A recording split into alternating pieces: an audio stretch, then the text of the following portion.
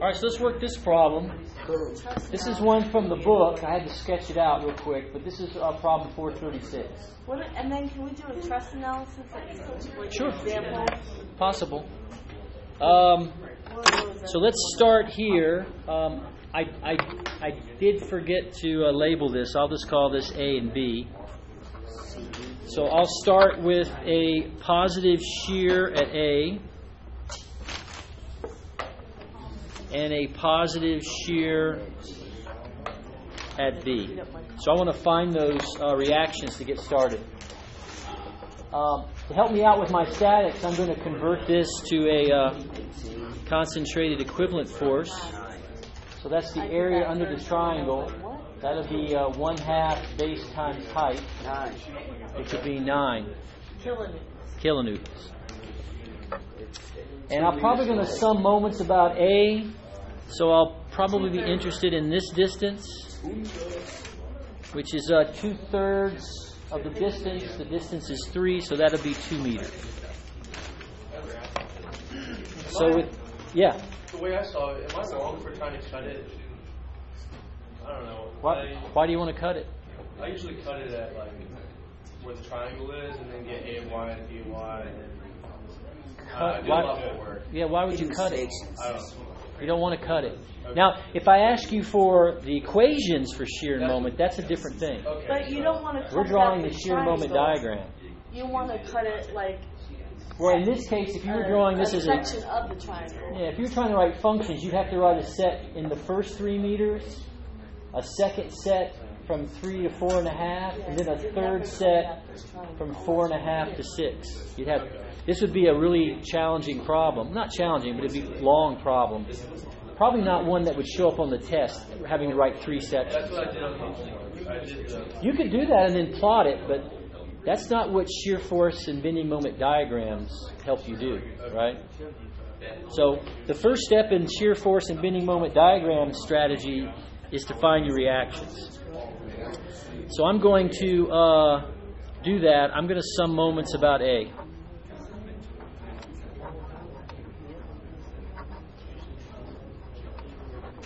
So with that, my concentrated equivalent force and this force will create negative moment.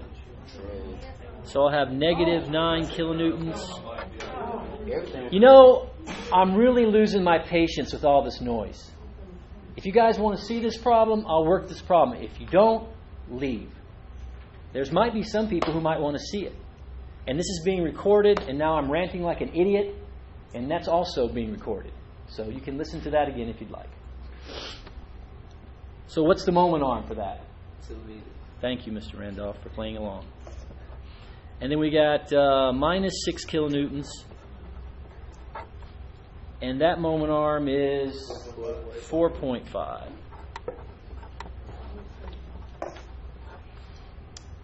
And then at the end, the shear at B is also negative. And what's its moment arm? 6. So what's the shear at B? Negative 7.5? And that would be kilonewtons. Anybody else get that? Yes. Was this a homework problem? Yes. Oh, okay. So do you guys get that?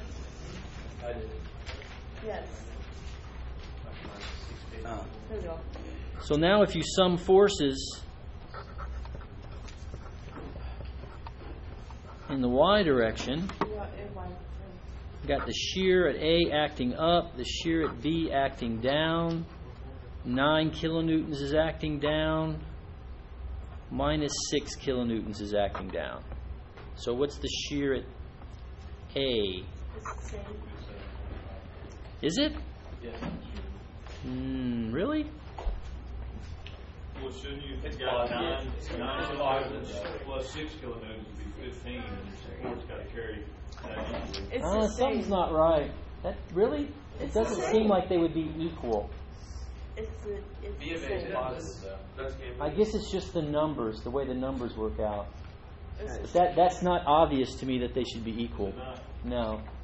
I mean, this load does not look symmetric in any way, but I guess just the numbers, the way the numbers work out, it is. You guys check that to make sure that's right? Yeah. Okay, well, it is what it is. Say no more. It would definitely give me some pause to think and check that. That does not seem initially intuitive.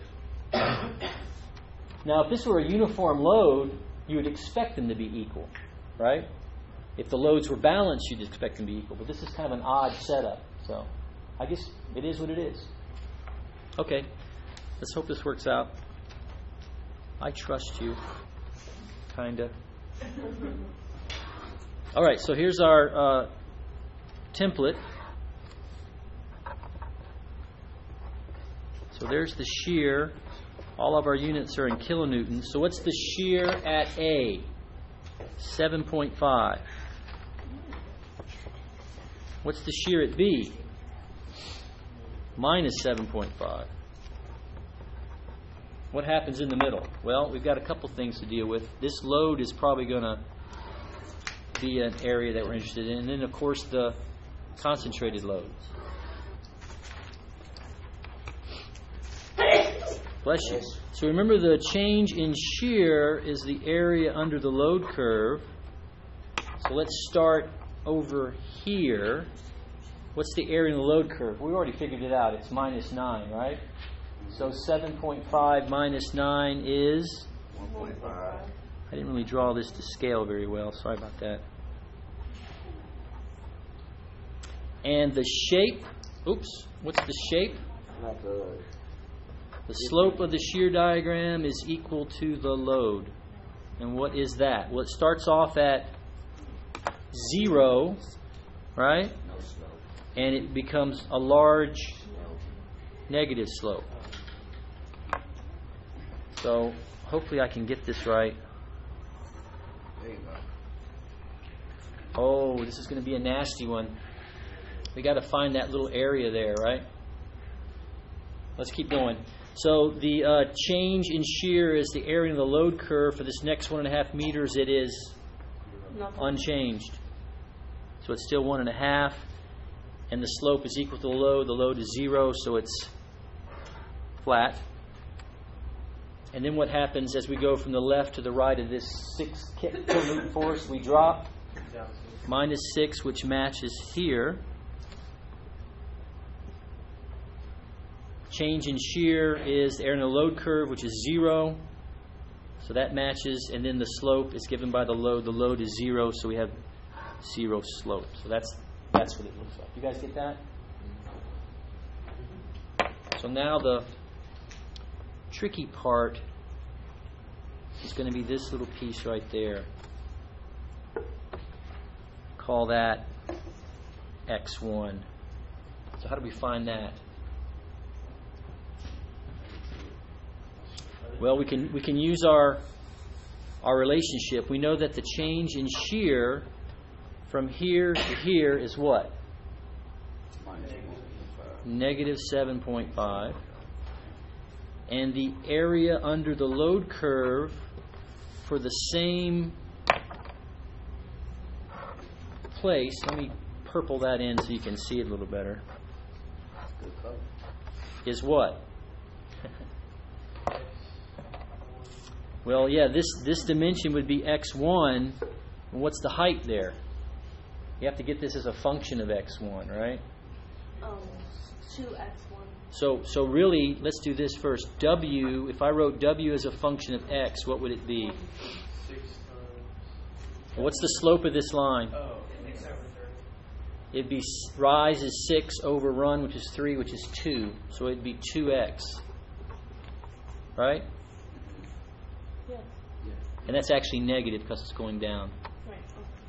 So that means the area under this curve would be what? It would be 2x tall times x. So if I integrate this, it's going to be 1/2 base, which is x1, times height, which is negative 2x1. Oops. And I have to set those two things equal. So the 2's cancel, and I get x1 squared is equal to, and the signs cancel, 7.5. So what's x1? What's the square root of 7.5? Some number about 2 something. 2.7. I'll put the 2.8. Let's give 3 significant figures this time. 2.74. 2.74, and that's meters. Okay, now the fun starts. Oh wow, this is going to be a tough one too. Yeah. Say we got to this next problem, we didn't really know how to find the area. We actually calculate the moment of each point and plug it that way. Yeah, that's what I did on the homework. If you could do that, but I think you're going to run out of time. The problem you're going to have here is where is this point right there? How are you going to find that if you're just cutting points and finding internal values? You're not going to be precisely able to find this value. Why do you need to know that distance anyway? Because that's where the moment's going to be maximum, when the shear is 0. You'll see when he draws the Yeah, curve. at the end of the triangle, you get 13, 6, 11 something. I don't know how you would get Okay. So you want in your Let me try to draw the moment diagram. And I think the key word here is try. The problem I'm going to have with this method that I propose to you is I'm not going to know, see this little strange little parabolic section there? I'm not going to know the area of that off the top of my head. This is a parabolic section, this first piece, because it starts with a 0 slope. So now the area of this part is going to be 2/3 base times height, x1 times 7.5. But I'm not going to know that little piece. It's not a parabolic section. why is it crazy? That's just the area of a parabolic section is 2/3 base times height. If you look inside your book, I think it's in the back cover. No, it's in the front cover. You can see they tell you the area of a parabolic section is 2/3 base times height. And also in the back, I think there's another one for geometric properties. It'll also tell you the centroid. So there's a semi-parabolic section, which is 2/3 base times height, and then there's the matching spandrel section, which is 1/3 base times height. Do you want us to know that for the test, or can we just go over it? Well, you're not going to have access to the book. That's why these are a little tricky, as you can see. Now, if you wrote the general equation for that, which we just did over here, by the way. I mean, there's the equation for load. If you integrate that, you'd get the equation for shear. You can integrate that and get the equation for moment. Just plot it. You could do that. Yeah, so this is, again, I hate to say this, but this is one of those problems which are not going to be very good for us, especially on the exam. Let's see if we can finish it up what we can get. So we know the change in moment is the area under the shear diagram, right? What do we know about moment? What's the moment at A? 0. And we're going to go to B, which is also 0. So what's the area under this part of the curve? 13.69. Yeah, so that, let me just write it in there. It's going to be 2/3 of x1 times 7.5. That's the area. 2/3 base times height. What is that again? I'm sorry? 13.69.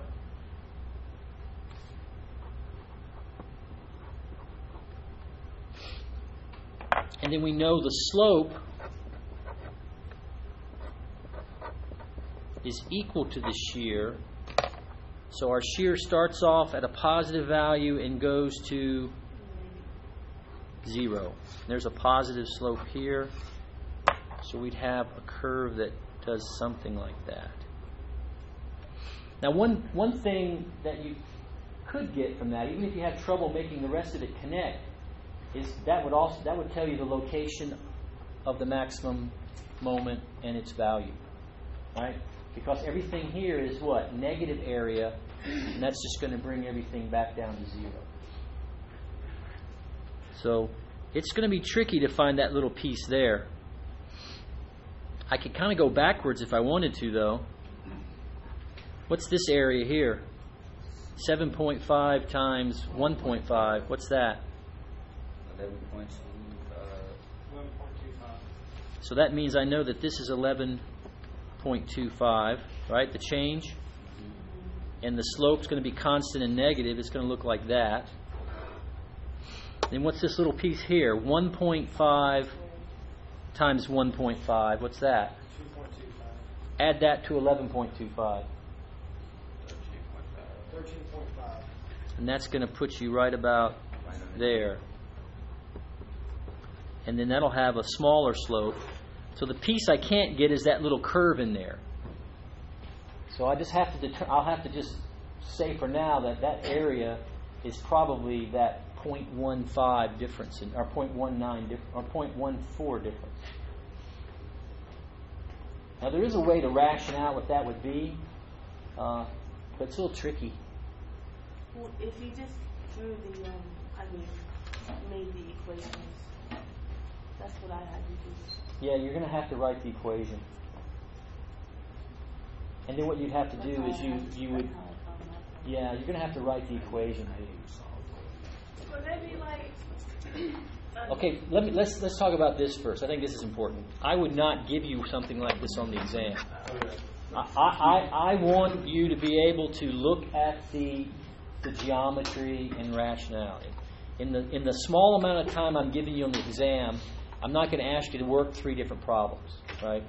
I'm already asking you earlier in the test to write equations. I wouldn't expect that to be piled into another problem, to do it again, to do this. So that should be a tip to you that this kind of loading either won't be there or it will be in such a way that you'll be able to figure out that area from either the area of a parabola, 2/3 base times height, or the area of a spandrel, 1/3. I can rig these forces so that this whole area would happen either above the diagram. So when you're looking at it, you don't have to worry about this little piece here. You'd have the whole piece to worry about. You see what I'm saying? I can rig it to, maybe by making this a smaller value and this a larger value, it's quite possible this whole curve shifts up, and then it's a lot easier problem to do. So I'm not saying that I won't give you a problem with the triangular load. I'm saying that probably if I give you one with the triangular load, it should be a lot easier to manage than this one. So I've always thought that these kinds of problems were kind of inappropriate for shear force and bending moment diagram problems because they require you to write the function. If you're going to write the function, just go ahead and write the function and plot it. It seems kind of odd that you have to stop, write an equation, and do it. If you want to do that, you should just wrote the equations from the beginning and just plotted them. That's my personal opinion. In this video, I've expressed my personal opinion several times. I apologize for that. Any other questions? Trust?